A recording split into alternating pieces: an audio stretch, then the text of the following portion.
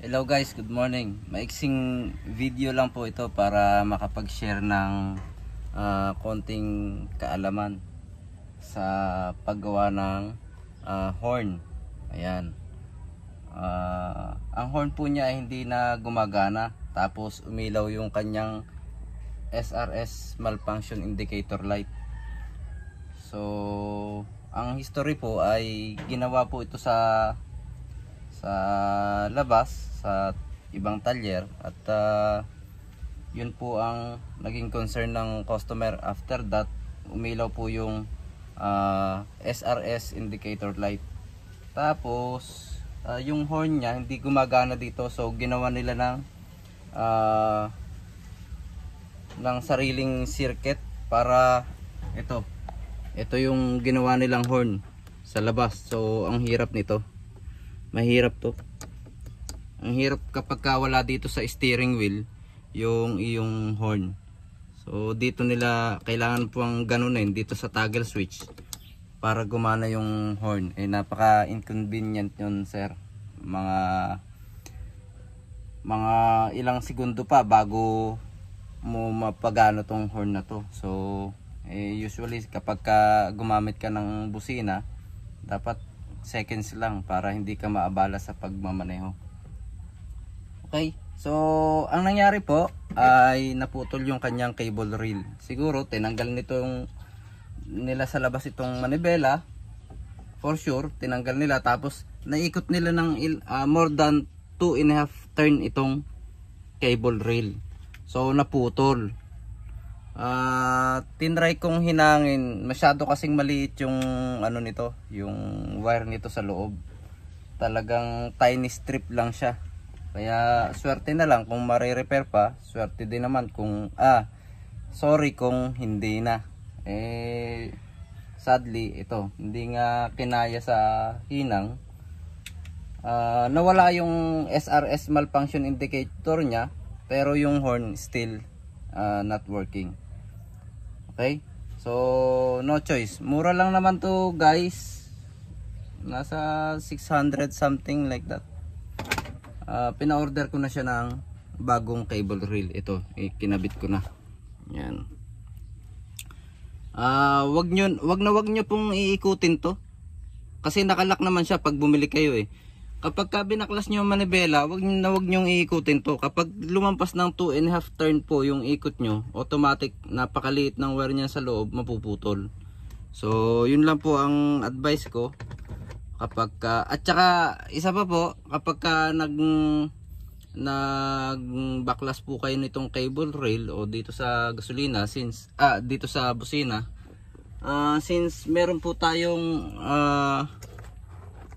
airbag inflator dito, ayan, ito, dito na rin yung horn, yung ground nya. So dito na yung switch ng horn nya sa meron po tayong inflator. Dapat po disconnected yung negative terminal ng battery nyo para hindi delikado, baka biglang sumabog. Okay, and then isa pa po guys, kapag nagtanggal, bago nyo po hugutin itong manibela, make sure na naglagay kayo ng mark kung saan yung center. Kailangan naka center yung steering wheel nyo, tapos mamarkahan nyo bago nyo tanggalin yung manibela para hindi mag off center. Nangyari po kasi, dinala ito dito, mabuti na lang ako nag-drive papasok. Off center siya, hindi tabingi yung manibela, nakaganon. So hindi rin po naibalik ng maayos yung manibela, hindi sentro. So nagdadrive ka, straight naman yung takbo mo, pero yung manibela mo tabingi, nakaganyan. Yun po, bago tanggalin yung manibela, make sure na naka-straight ang steering wheel at merong marka para dun mo rin siya ibabalik sa original position niya. Okay, yun lang naman, napakadaling tanggalin. May tatlong connector lang to, dalawang connector dito at saka isa itong sa SRS airbag inflator, at saka pang-apat na lang po yung Ayan, meron pang horn dito. Yung para sa wire ng horn, ito 'yun. Yan. Nakakabit dito. Okay. So ito yung ground niya. Ito na mismo yung switch ng horn niya. Ayan. Pagka ginanyan nyo, lalapat sa ground yan. Gagana yung, pag pinress nyo yan, no, gagana yung horn. So negative trigger siya. Okay?